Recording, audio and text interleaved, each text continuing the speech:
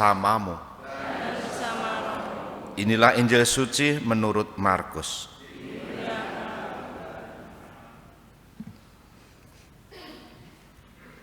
Pada suatu hari, Yesus yang telah bangkit dari antara orang mati menampakkan diri kepada ke-11 murid dan berkata kepada mereka, "Pergilah ke seluruh dunia, beritakanlah Injil kepada segala makhluk.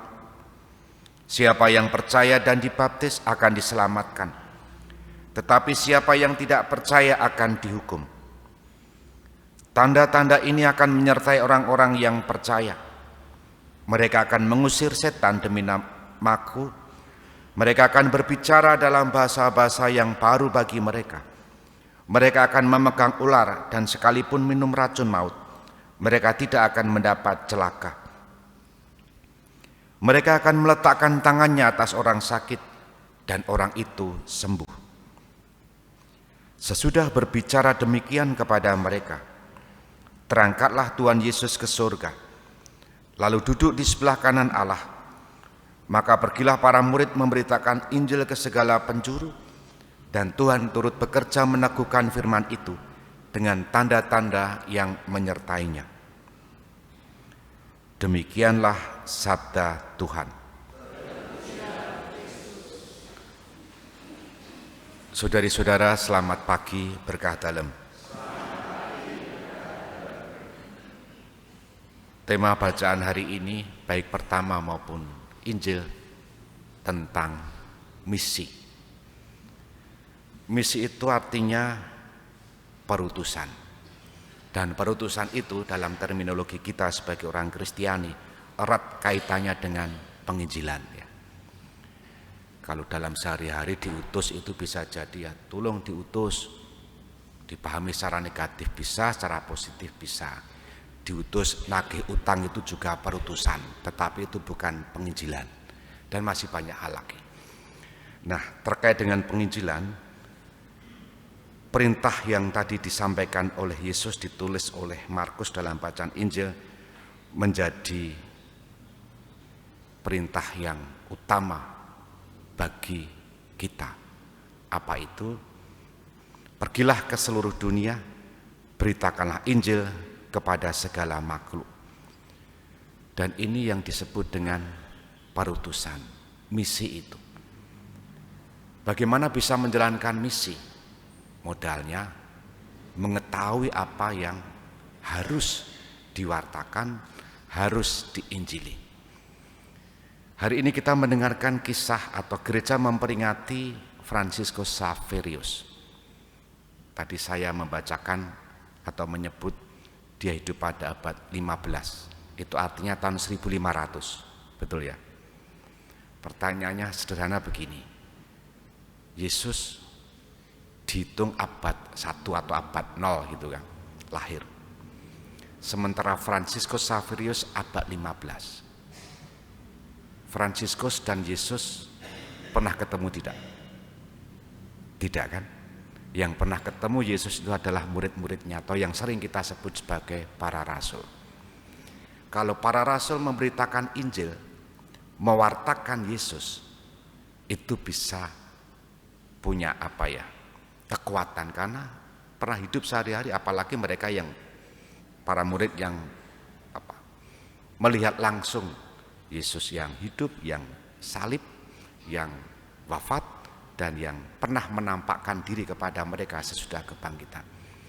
Maka mereka memiliki pengalaman otentik, karena yang diwartakan adalah pernah dikenal. Sementara itu Fransiskus Xaverius 15 abad kemudian, 1500 kemudian, mewartakan Yesus. Pertanyaannya, dari siapa Fransiskus mengenal? Tentu dari pewartaan-pewartaan yang telah dia terima, dan juga pengalaman rohani, pengalaman imannya yang membentuk, sehingga memiliki keyakinan bahwa Yesus yang dia imani harus diwartakan. Seperti Paulus dalam bacaan pertama tadi kan, celakalah aku kalau tidak memberitakan Injil. Paulus tidak pernah hidup bersama dengan Yesus secara fisik, tetapi dia mengalami pengalaman iman, dijumpai Kristus saat dia menuju perjalanan ke Damsyik. Nah, pengalaman-pengalaman ini menjadi modal untuk membawa perutusan misi itu. Nah, kita yang 2001 abad kemudian tidak ada satupun yang berjumpa dengan Yesus. Nek ono, jika ada yang mengaku-ngaku pernah berjumpa dengan Yesus, anggaplah dia sedang halusinasi atau mabuk alkohol. Ya. Artinya apa? Kita yang hidup jauh berabad-abad dan tidak pernah berjumpa dengan Yesus, mungkinkah mengalami perjumpaan? Paulus, Fransiskus Xaverius yang hari ini kita pestakan, tidak hidup tapi tidak pernah hidup bersama dengan Yesus, tapi pernah punya pengalaman rohani. Kita pun bisa, sebab dengan mengalami pengalaman rohani, pengalaman iman itu, kita pun juga diwajibkan untuk menjalankan perutusan atau penginjilan itu. Pertanyaannya, kalau kita hidup pada zaman sekarang, penginjilan seperti apakah yang harus kita lakukan? Tidak harus membawa kitab suci. Dirunut dari kata Injil itu artinya kan kabar sukacita. Betul enggak? Betul. Maka kalau menjadi pengikut Kristus yang hidup pada zaman sekarang, tidak pernah menampakkan kegembiraan sebagai orang Kristiani, dia gagal menjadi pewarta Injil, dia gagal menjalankan perutusan. Itu minimal. Happy menjadi orang Kristiani, bahagia menjadi orang Kristiani, dan kebahagiaan itu ditunjukkan dalam menjalankan tugas sebaik-baiknya.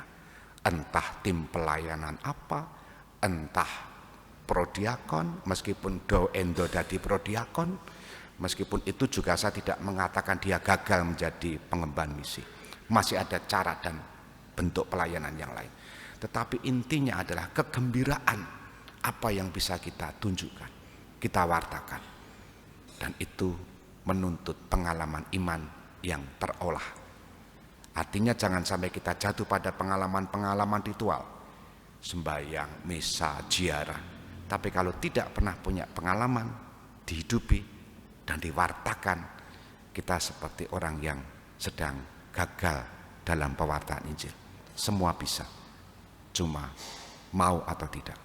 Kita hening sejenak.